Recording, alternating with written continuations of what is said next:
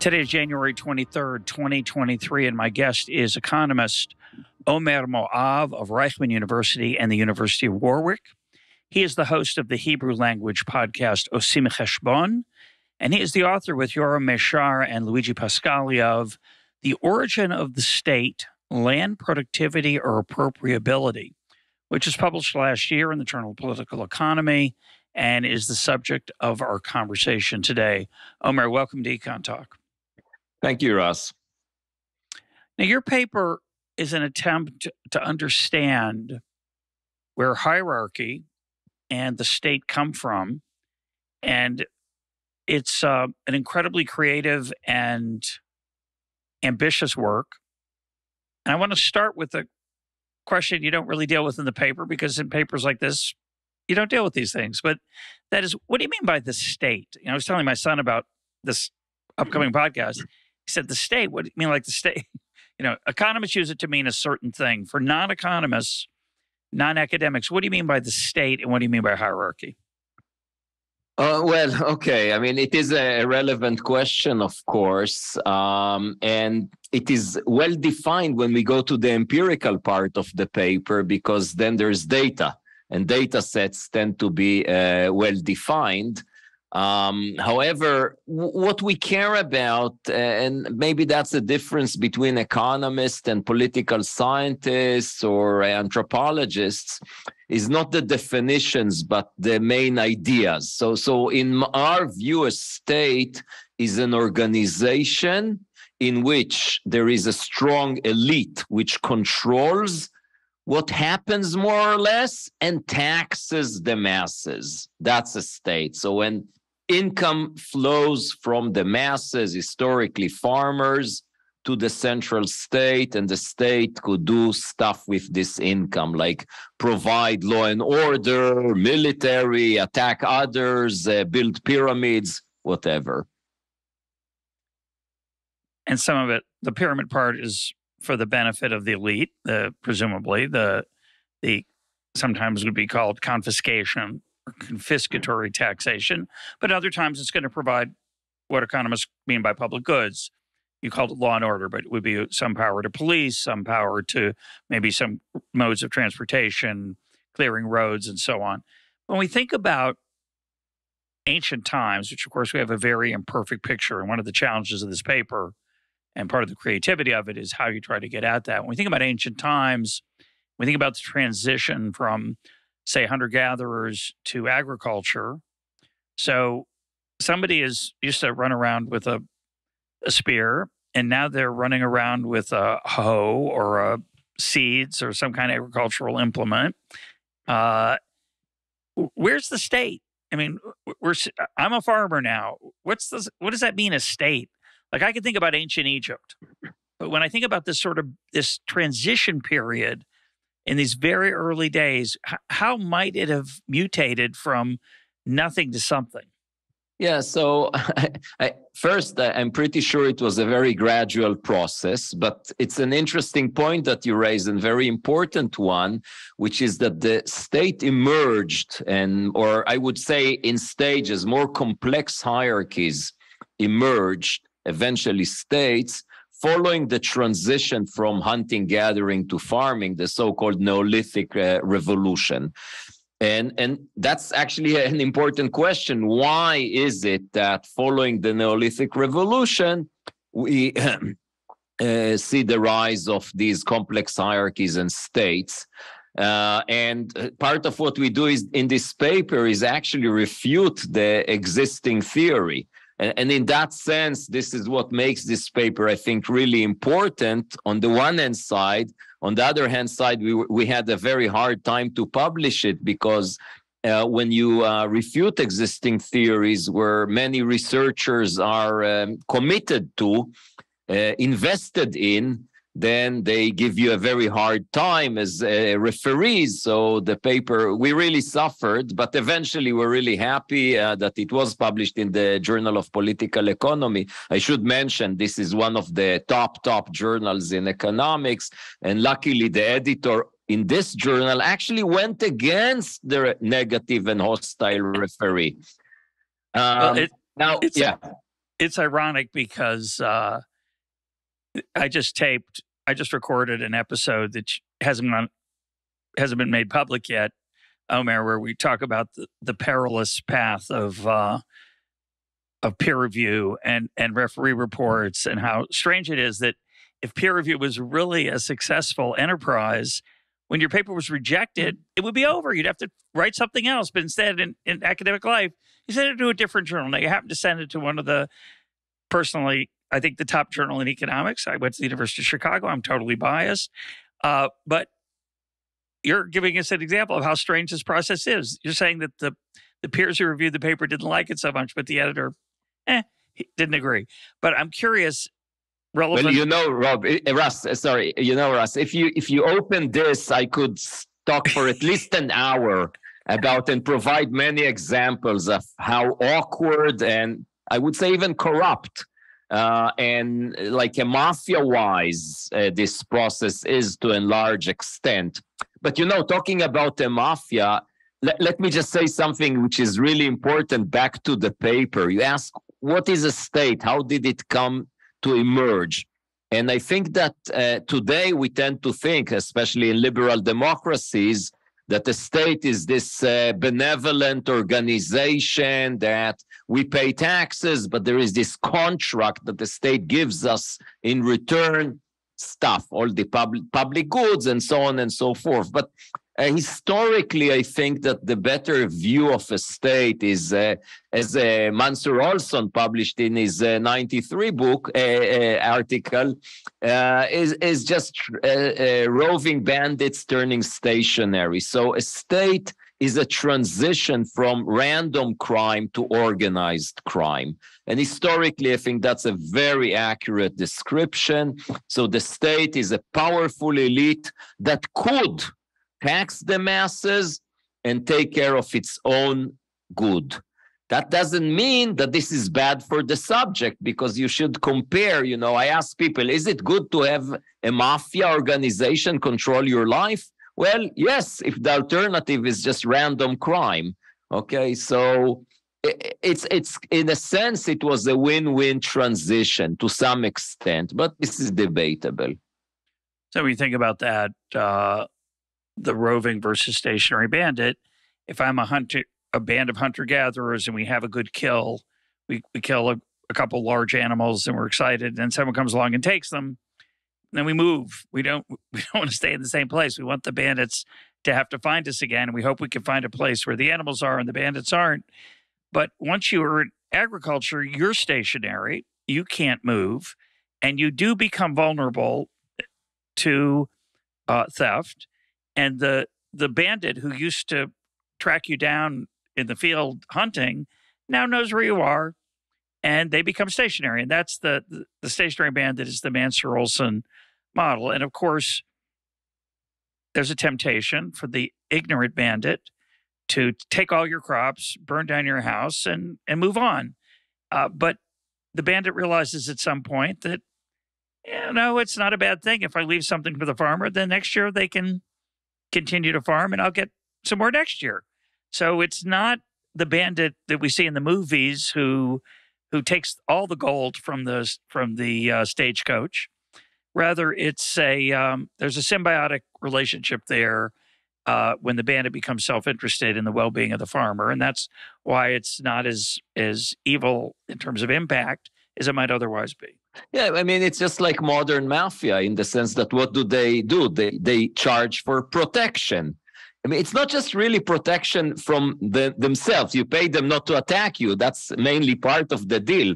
But they also protect you from others. And that's the organized crime. And organized crime is a more efficient outcome than these roving bandits that just take everything and burn your house. But maybe we should go a step back or move into, okay, so what are we saying in this paper that is new? And to say that, I need to first explain briefly, at least, the conventional theory. Now, when I say conventional theory, this is something really, really huge. You go back 200 years, you read Adam Smith, even thinkers before Adam Smith. You read, and they tell the same story more or less. So, and you look at papers and books today that deal with the emergence of hierarchies and states, it's always the same, almost always, I should be careful, the same variant of the following story.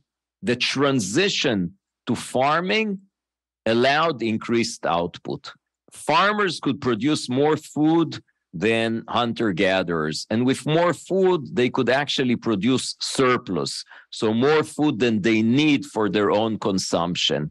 And this surplus is a prerequisite for taxation and the emergence of states. So the story is the farmers produce surplus. Once there is this surplus, someone could take it away. It could be roving bandits, but it could be stationary bandits. And here you go. You have hierarchies. Organized crime turn into chiefdoms and states and so on and so forth. And then there are variants. Is it a benevolent state or is it just a predatory state? These are details. Now, we started working on this about 17 years ago and just published less than a year ago. So it was quite a long process. And it started with a process of thinking about the issue. And the main thought we have is that, you know, if you read Thomas Malthus and you read this story, there is a contradiction. If Malthus is right, then there is no surplus because population will adjust to eliminate any surplus. That's the basic Malthusian theory. Higher fertility if there is life above subsistence, and as a result of increased population, income per capita declines back to the level of subsistence, meaning no surplus. So that's the main flaw we found with this literature. But in addition to that, here is a thought. Let's do the following thought experiment. Imagine a village that, say, grows some kind of cereal, barley, wheat, rice. Now, what is typical about cereal is that it is seasonal. So the harvest typically takes place within a very short time in the year. And then even if there is no surplus, the farmers have to store it for their survival throughout the year. Now, suppose a tax collector arrives after the harvest is finished, all the crop is stored, and the tax collector arrives with a little army, of course. I mean, think of, for instance, ancient Egypt. A tax collector on behalf of the pharaoh arrives to the village and says, I came to tax you, give me 20% of your crop. Well, the head of the village could say, sorry, I don't have any surplus this year. What would the tax collector say? Oh, my apologies, I will try my luck next year. Of course not. Even today, you cannot tell the government, sorry, I don't have any surplus. So, of course, in historical times, this claim is ridiculous. You don't have surplus, so what? I see the grain here, I'll just take 20%. Oh, but some people would die. Well, who cares? We're talking about history. Who cares? Today, in many places, people don't care about death of innocent people. So, of course, historically, this was the case. So this just simple thought experiment illustrates that the idea that surplus is a prerequisite for taxation is just wrong. But in addition to that, let's do another thought experiment and think about a village that actually has a lot of surplus. But the surplus is not a grain, but it's like a root or a tuber. Think of cassava, for instance. Cassava is a good example because as long as it's a root that is in the ground, and as long as it is in the ground, it stays. It's very well stored. But once the farmer takes the root out of the ground, within a few days it rots. Now, what would do a tax collector if there's lots of cassava in the ground? You know, how do you move it from the farming area to build, say, pyramids or to provide the military? It's just impossible. So you see, surplus is also not a sufficient condition. What you really need is not surplus, but a food that is easily taxed. And that's the main claim we make. Now, we're not, yeah, go ahead. I was just going to say, when I read that, there's a little additional piece you have to add, and we'll get to that in a minute, but I'm done. It's a really great paper. It's really interesting. You're going to try to show that that's historically relevant is quite challenging. And we'll talk generally about how you try to do that. It's hard to do, and you concede as much. But the fundamental idea that storability is crucial is profound. The other thing you have to add, of course, is that cassava can be grown throughout the year. You can grow it at different times, harvested at different times. So the cassava grows, or the potato, and you eat it. Then you plant some more and you eat it, or you've planted some more in between, and it's occasionally showing up, and you're eating it. Whereas the grain shows up once, and you have to store it. So it's wonderful that it can be stored, but it's horrible because it can also be taxed. But the cassava has this fabulous.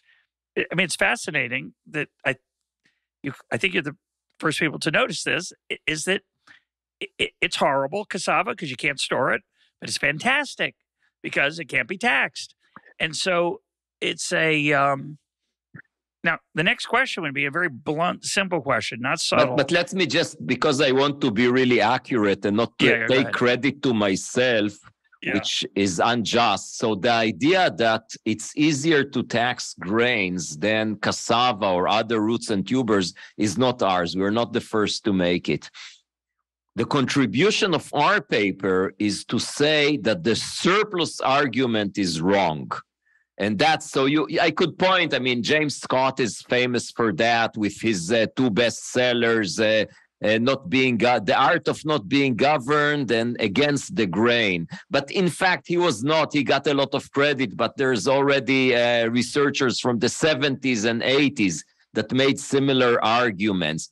But the difference is that they basically took the standard conventional theory about surplus, but they say, look, surplus is important, but it should be surplus of something that is taxable, meaning storage is required and it is storable. And our contribution, our theoretical contribution, is to say surplus argument is wrong. You don't need surplus. Moreover, of course, the main thing that we do is we go to the data, and then we really prove our arguments as best you can. But of course, the part that's interesting to me is that you have a choice as a farmer. You can often, not always, I assume there's land productivity issues, but you could choose to grow cassava, or you can choose to grow grain. And the next inside of the paper, which I think is fantastic, is that it's the gap, it's the relative productivity of grain versus tubers that's important. Because if you can grow a lot more grain relative to cassava or potatoes, even though it's going to get taxed, it's still worth it. And that's a choice that I assume, not always, but sometimes or often, a farmer has to make. And that's fantastic, because that's economics. It shows you the choice that the farmer has to make, and you presume, which is always a good starting place, that farmers are going to try to do something that's good for them. Yes, indeed. As opposed to say they have a religious or cultural love of the tuber or whatever it is.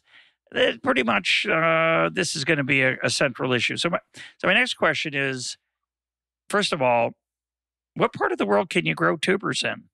Versus grain. Okay. And what part of the world can you grow both? Because that would be, is that everywhere or almost everywhere? Yeah, so there are maps in the paper, and unfortunately, I don't have them at hand now to show you, but there are very large parts of the world in which only roots and tubers are available. Large parts of the world that only cereals are available, but large parts of the world in which both are available. And indeed, our theoretical model has farmers who could choose between roots and tubers or cereals, but the productivity difference is what matters. So cereals, also in the data in our model, are more productive than roots and tubers. if roots and tubers are more productive than cereals, that's an obvious choice. Then, of course, I grow the crop that gives me more and is not taxed. But then there is this trade-off you described. And indeed, when cereals are more productive, sufficiently more productive, and there is a government, it is a hierarchy, it is, if you wish, a organized crime that could commit to a reasonably low tax. And then the farmers say, okay, if the tax is sufficiently low, it's a win-win. I will grow the cereal and the government would tax me, but I'm still better off. Of course, if these are just roving bandits out there, I could still just stick to the less productive roots and tubers. And I just want to bring in one of my favorite, insights of economics, which is that through much of history, life is not zero sum, it's negative sum. So if I'm growing something, or I have livestock, or I have something valuable that can be taken from me, the potential that it can be taken from me, which is a zero sum thing on the surface. In other words, you take my grain, you have it, I don't. Total amount of grain doesn't change, in theory. But of course, in reality, it does change because it changes the incentives to grow grain. And that's why it's negative sum, at least at the early stage where the banditry is just taking it as opposed to providing things of value to the farmer in the form of public goods. But the other part that people forget is that the potential for my stuff to be stolen means that I will spend resources to prevent it.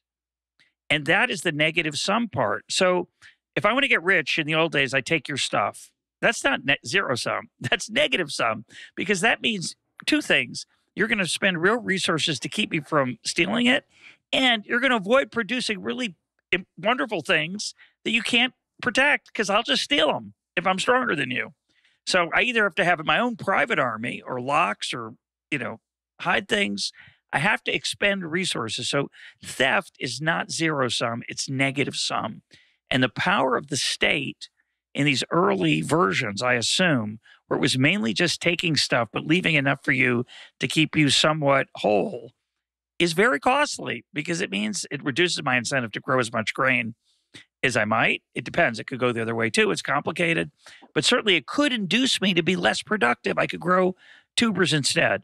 And the last thing I just want to clarify is that because there are places that only grow grain, and because there are only places that can grow tubers, your theory has a prediction, which is that the state should not emerge in the tuber places and should emerge in the grain places. Oh, okay, the prediction is actually stronger than that, because even in places in which you have both grains and tubers, if the tubers are sufficiently productive, the farmers would choose to grow tubers. Let me just add another issue, which is, since you raised it, the differences between regions is really a puzzling question. So why is it that some places that adopted farming developed these sophisticated hierarchies leading to the early city-states of Mesopotamia and then the central state of Egypt, but other places like New Guinea, which adopted farming at the same time as Egypt, just stayed with this nothing much, small tribes that keep on fighting each other? What is the conventional story? Well, low land productivity.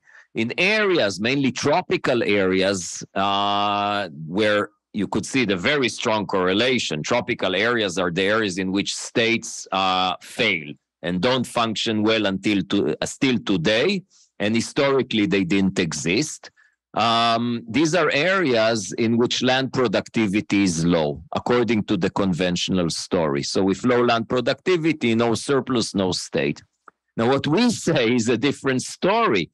In areas in which land is highly productive, but it is roots and tubers or other stuff that is hard to tax, like taro or bananas or fruit and vegetable, other fruit and vegetables, these are places that hierarchies would not emerge. Now, we call it in the curse of plenty, because eventually, in the short run, although in the short run, the farmer is better off growing something that cannot be taxed. But that means the state does not emerge. And in the long run, these are worse places because states, even if these are mafia type states, are better off for economic development and the welfare of the population than just random roving bandits or small tribes that fight each other all the time. And of course, once we move to a more democratic liberal state, then obviously economic development is better. And, you know, the key thing, without getting into the debate about what a modern state should do, should it provide health and education and everything, or just law and order? Well, just law and order is crucial.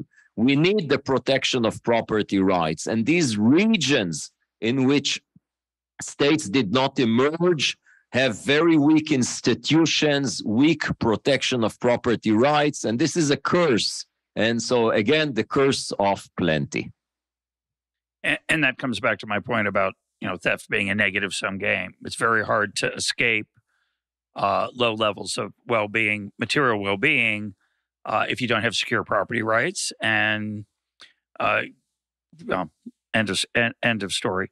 Now, before we go into some of the empirical challenges of trying to assess whether your theory is right, I have to raise an awkward question, which would be, why should I care about this? I mean, okay, there was this goofy theory once that it was land productivity that led to the state. Why should I care? I mean, I care because I care. I'm interested.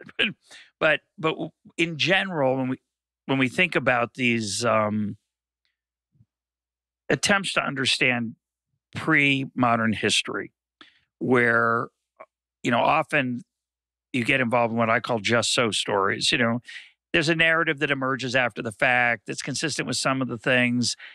People cherry pick. There's the 1,000 books we won't name that try to explain this arc of human development from hunter-gatherer to agriculture to the city-state to the modern times.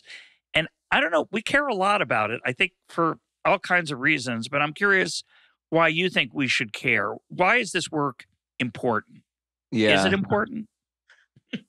You know, so suppose I will tell you that a research on ancient history could actually contribute to economic growth. Then obviously it's important, right? But then I could ask, but why is economic growth important? You'd say, oh, well, that increases welfare. But then I have a shortcut. If this is interesting, you read something interesting. As human beings, we're curious about our history. So we enjoy reading stuff that helps us understand what happened in the past. Why do people do research on dinosaurs? Who cares? Well, we care. That's a matter of fact. We care about what happened in the past. We care about what happens in, you know, remote stars and so on and so forth. But let me just say another thing is that there's a lot of research that shows the persistence of institutions.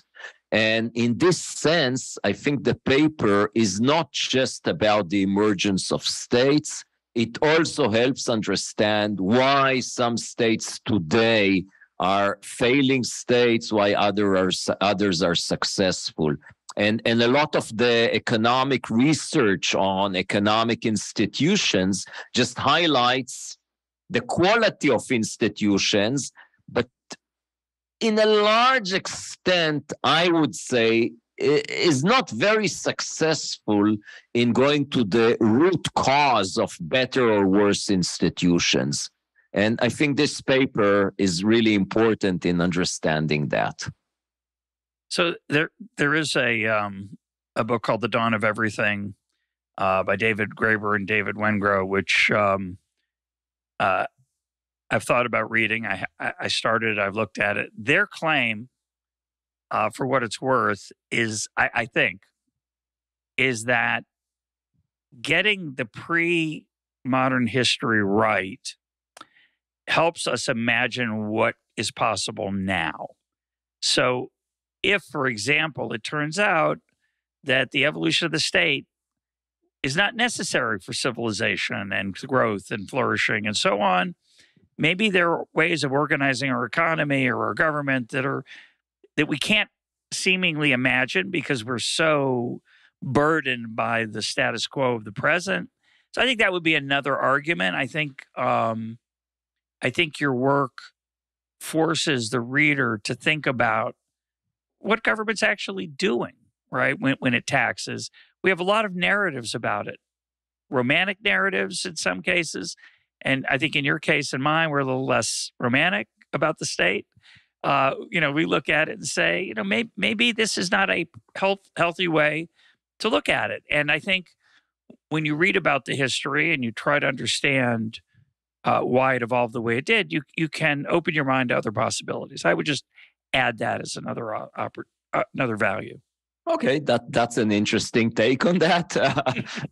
I'm not sure I'm fully convinced by their argument, but I could say that, if you think of really these questions, why do we have in most of Western countries, states, governments that control about half of the income, government spending? Why is it so high? And if you go back to the 19th century, it was extremely low compared to like 10, 15%. Then it jumps within a short time to 45, 50%. What happened there? So there are various stories. I don't want to go into them. Democracy and the demand for more services. I ask myself, if a democracy wants more taxes, obviously a dictatorship wants more taxes, right? So why? What? And of course, it's not the transition from tubers to grains in the early 20th century, but it is income tax, accounting, large firms. And it's a similar argument because it's taxability. So once the economy is organized in a way that it's easier to tax, governments would tax more. And then ex post, we give it some rationalization from a benevolent point of view, but in a large extent, government tax because they can. We had a recent episode on the strange world of cryptocurrency in Argentina. And I suggested, I think this was such an alien idea to most listeners, but not to most economists, that when the state infrastructure is sketchy, not well designed, and not respected by the citizens, the government no longer has an easy way to fund its activities, whether they're lovely activities or not so lovely. Whether it's confiscatory taxation or whether it's to provide things that actually many of the citizens want. And in many of those situations, the government resorts to inflation as a way to raise money for its activities. And I think non-economists, outsiders, everyday people look at that and go like, well, that's stupid. Inflation's really destructive. Why would you do that? The answer is because it's better than the alternative. It's like your mafia point. Yeah, the mafia is horrible, but there are advantages to it compared to what is always the right question. So anyway, I think that's just another way to say what you're saying. So you have this claim.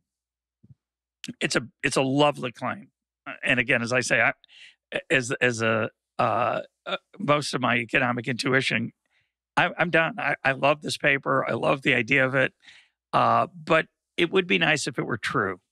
So you do your best, and you concede early on. You have a beautiful paragraph where you say, we acknowledge that none of our empirical investigations provide full proof for our thesis. Very rare sentence in a published economics paper. But that's always the case. But you admitted it, which is great. So the challenge is that you have this claim. It's about the past. And of course, it's about relative productivity of different kinds of products, agricultural products. And a lot of those products don't exist anymore. We have the modern versions of them. So talk about some of the things that you tried to do and did do to try to get at the validity of the claim. So let me first just clarify to those who are not researchers in economics that suffer from what happened to our profession. So what really happened over the last 20, 30 years, that just having a good idea and a nice theory and some data that support it is not sufficient. And in fact, to a large extent, unfortunately, our profession even lost interest in logical claims and theory. And today, what people want to do is not understand the world, but know the facts. And this is the identification revolution. So to identify causal effects. Now, don't get me wrong. Identifying a causal effect is extremely useful and important. But we should remember this is the mean, not the goal. The goal is to learn something about reality. So now, when people do randomized controlled trials, and in that sense, economics became like true science. You take a sample and you randomly allocate treatment to one half, and the other half is the control group, and everything else being equal, you could really identify the causal effect of the treatment.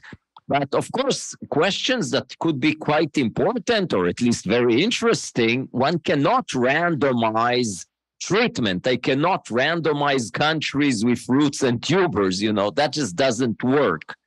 So what we do, instead of one perfect experiment, we look at various data sets.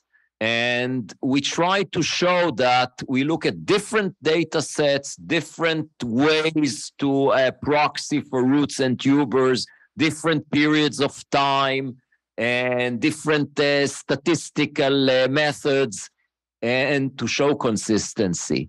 And the end result is that in all our specifications, once we control for the type of crop, the surplus theory has zero statistical significance. Let me just clarify what I just said now. So the experiment we do, or the data analysis that we do, repeatedly with different data sets, the main idea is to have this variable, which is some proxy of hierarchy or states. And that would be what we call the left-hand side variable, the variable of interest. And we run a statistical test or a horse race using a linear regression on many variables, but the horse race is between two competing variables. One is some proxy for land productivity, and another is a proxy for cereals. What is the main thing we use to start with would be data from the Food and Agriculture Organization, which has estimates for any area in the world. What would be the output if you grow there potatoes, cassava, all the main roots and tubers, and all the main cereals? So we take their data, we translate the predicted output to calories. So it's comparable, right? A ton of tubers is not a ton of cereal. So you need to translate it to calories. We're not the first to do it. And then we calculate for each unit of land or unit of observation, depending what we have on the other side of the equation. What is our units? For instance, just to set ideas, we look at the ethnographic atlas which has some 1,200 societies around the world with data about their hierarchy, their location, what kind of crops they grow, if at all. And so we look at their location, where they're physically located, and then for the land they're on, we calculate the advantage of cereals over roots and tubers. That would be our proxy, whether they grow cereals or not. And we calculate just land productivity. That would be the maximum calories they could produce based on this FAO, Food and Agriculture Organization data. Now, if you just run a naive test of the conventional theory, you could actually see that there is a very strong correlation between land productivity and hierarchy.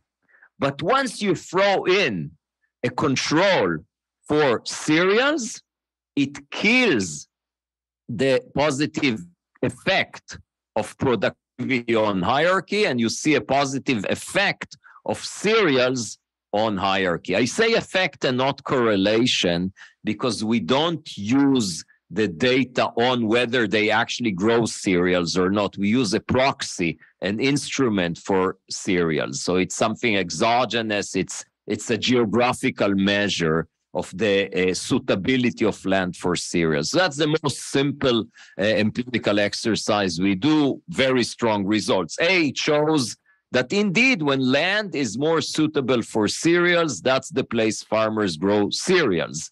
And when land is not very suitable for cereals, or where tubers are similarly suitable, farmers grow tubers. And then the next stage is, indeed, this is highly correlated with the emergence of hierarchies. But that's just one test, and it's across sections.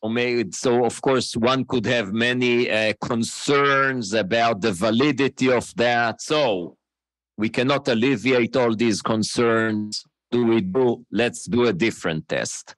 Here we do something which is quite interesting, which alleviates all concerns about a cross-section analysis.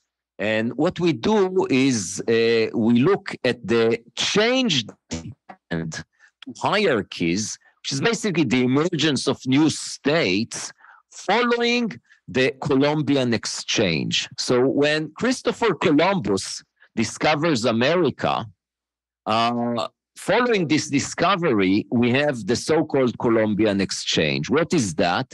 Crops, and not just crops, also disease and other animals move from the old world, which is Europe, Asia, and Africa, to the new world, Americas. And also, they move in the other way. So, for instance, cassava, a very important root, not in most Western societies, but in Africa today, cassava is one of the two major sources of calories. The other is corn. Both of them come from the New World, did not exist in Africa before the Columbian exchange. So corn did not exist in the Old World. Cassava did not exist. Sweet potato, white potato did not exist. On the other hand side, in the New World, they only, from the major cereals, they only had corn. So with the Columbian exchange, we get the transition of rice and wheat and barley all going to the Americas. So what do we do now? There's a different data set which looks at countries, the borders of countries today. And this data set is over time. So every 50 years, they, based on reading archaeology and history, they define whether this piece of land is a state, a chiefdom, or just a tribe. Okay, so we take the data as is, and we ask, could the change that happened in land productivity following the Columbian exchange, right? So land productivity increases in many places because suddenly you have crops that are more productive. So could that explain the rise of countries? Answer, it cannot. It cannot. It doesn't. Well, maybe I shouldn't say it cannot. It doesn't. So you look at the data, you see that a lot of areas, land productivity improved, but that doesn't explain the emergence of hierarchies.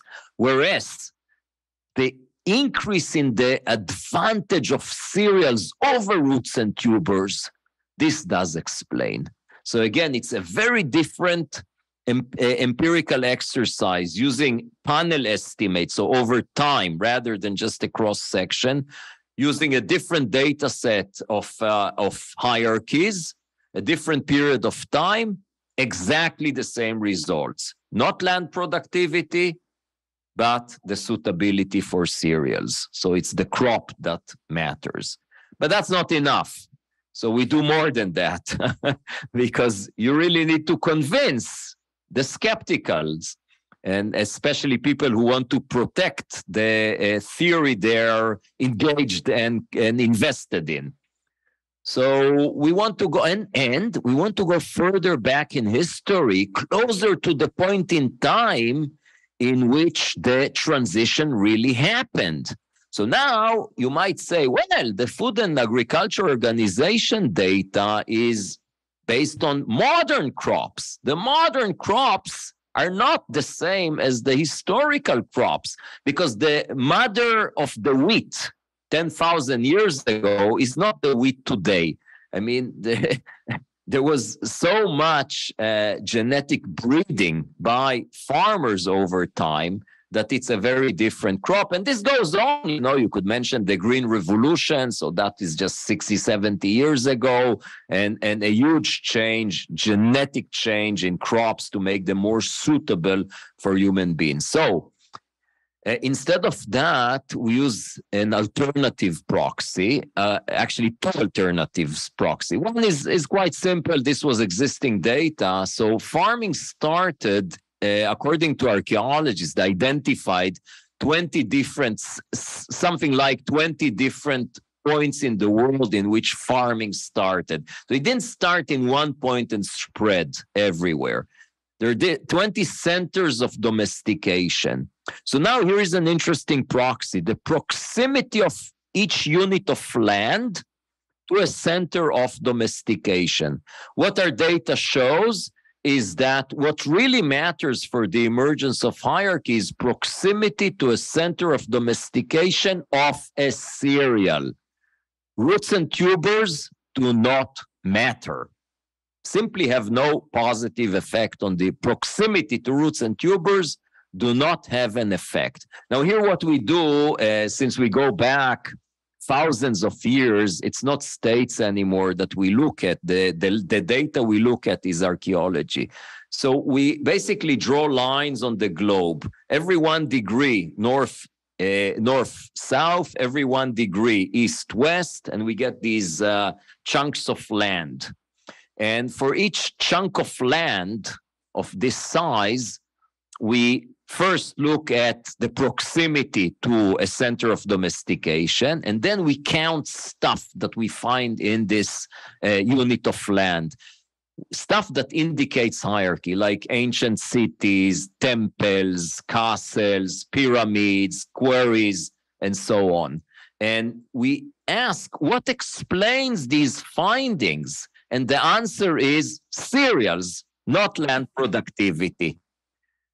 And the last thing that we do is another data set that we actually built, and that took us more than a year with cooperation with the diversity organization. Oh, I forgot the exact name, sorry. But an organization that looks at the distribution of wild plants in the world. And the question we ask, and we're the first to do this.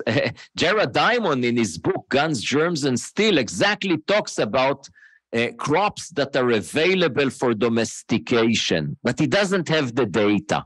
Or then there was some research done later with some data, but the entire research had data points, which is continents. And what we have is very detailed data. We know where exactly in the world, what's the spread of the genetic parent or genetically related crops, wild relatives of each domesticated crop. So we know where the wild relatives of wheat are, where the wild relatives of barley, of cassava, all these major staple crops today.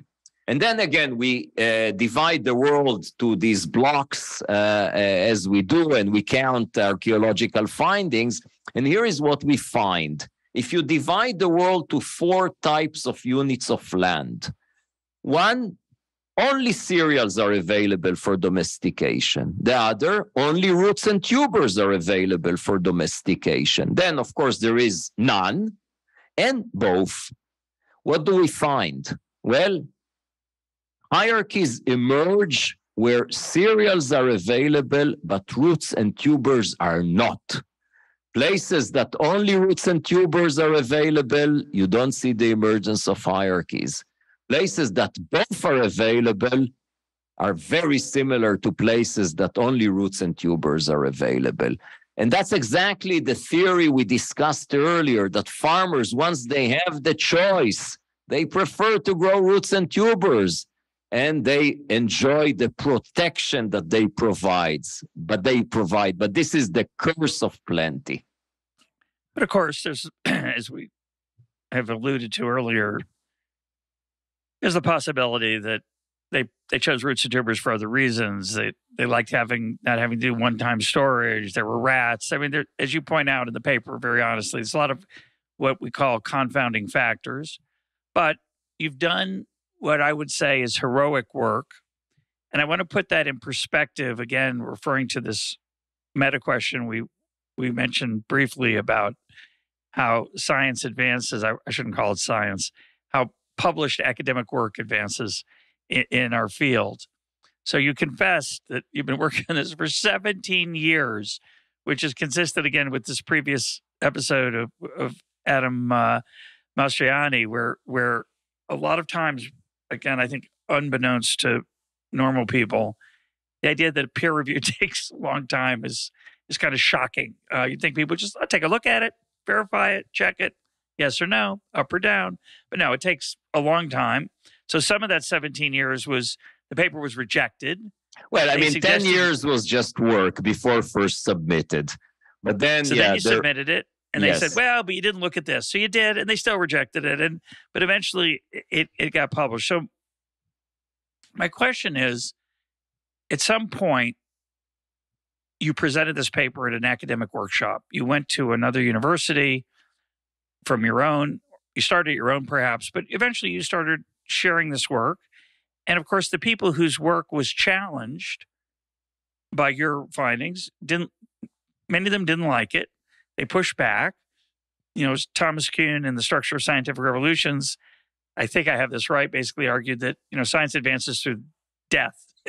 People whose views are challenged by the new paradigm, until they die off, it's hard to make progress. The saying is that the science advances from funeral to funeral. Funeral to funeral, right. But, unfortunately, when they die, they already have all their intellectual offspring that still protect the old theorem.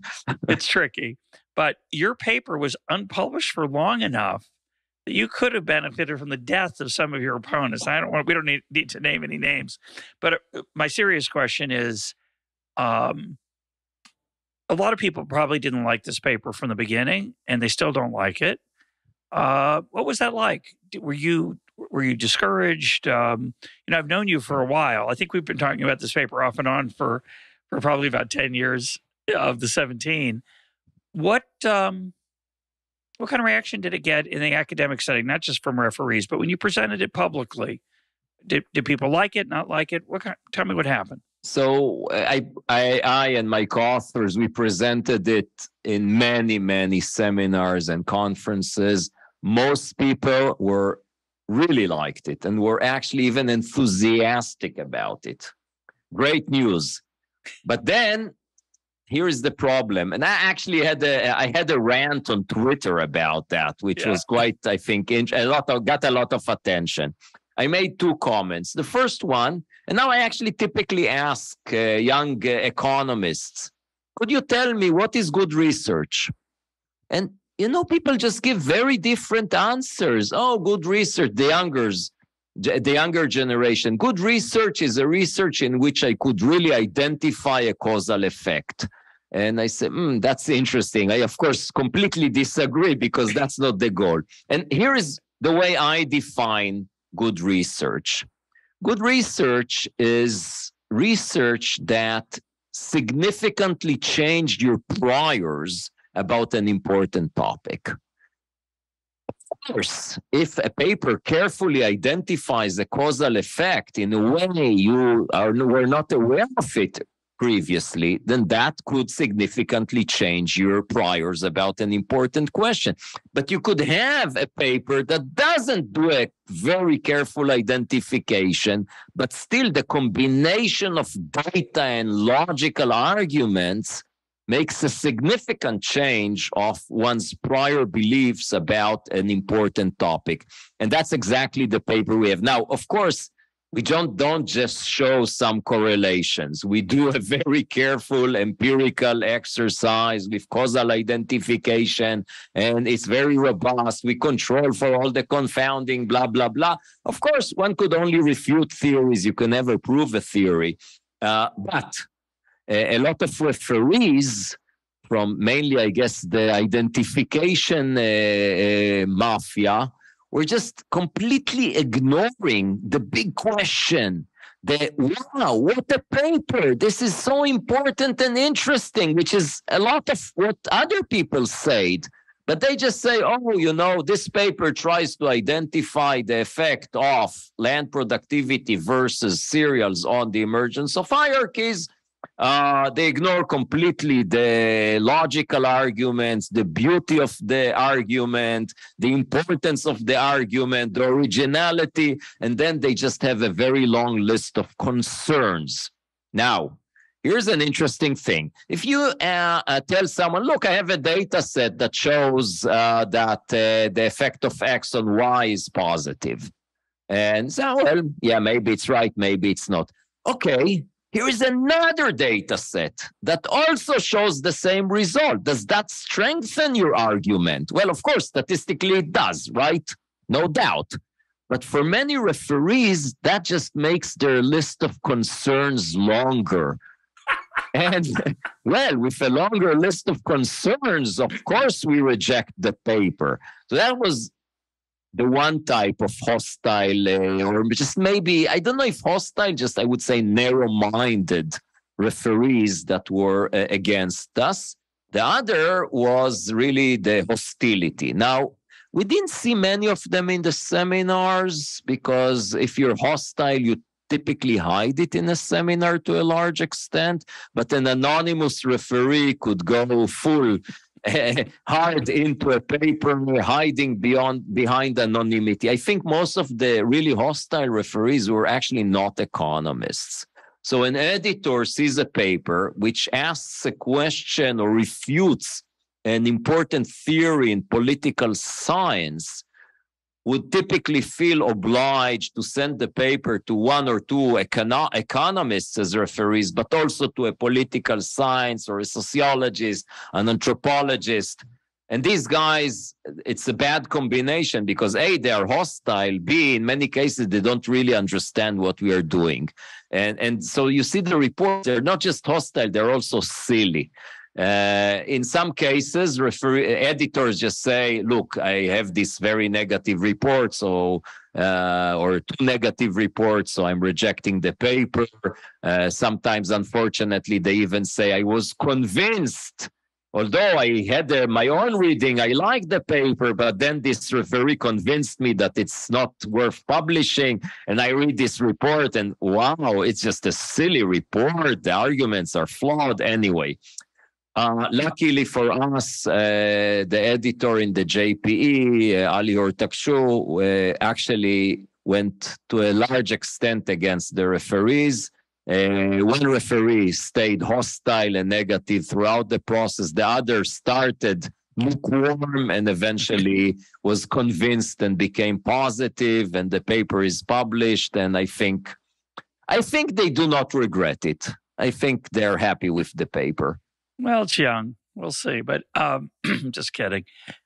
Let's close with one of the things that I thought about when I was reading this that I think is, again, it's not so, doesn't have a lot of policy implications, but it's part of being a human being. So I'm interested in it. And I think back to the interviews that I've done with Rachel Loudon, who's a food historian. And, we've been throwing around the words tuber and cassava and wheat. These things are really not that friendly to the human digestive system. They're not just things we grow and eat the way we do when we think about a carrot, say. You grow a carrot, pick it up out of the ground, or if you're buying it at the store, you might rinse it off, you might not. You might peel it, you might not, but you eat it. Cassava, wheat, rice. These things take a lot of preparation to make them suitable for human consumption. And one of the things I liked about your paper is it makes you realize that, I don't really know how much we really truly understand about our pre-modern history of hunter-gathering and Dunbar groups of 47 people. I'm agnostic and I don't find it that interesting. But when I think about this evolution to agriculture and the rise of the city-state, Mesopotamia, Samaria, Egypt, and we start to think about those cultures, they're still affecting us today. Hunter-gatherers, maybe our genes from those days are still in us when we see a tiger, but those other things are really part of our modern existence, even though we don't think about it very often. And when I think about grain and the importance of grain, the storage aspect, the implication it might have had for our evolution of government, and just the whole challenge of subsisting, and the idea of surplus, which is a miracle, crazy. Anyway, I just like that. I'm just going to say it. You can respond to it, say whatever you want, but I think it's an important part of our humanity that's worth thinking about. I agree. Thanks. My guest today has been Omer Moav. Omer, thanks for being part of Econ Talk. Thank you very much for having me.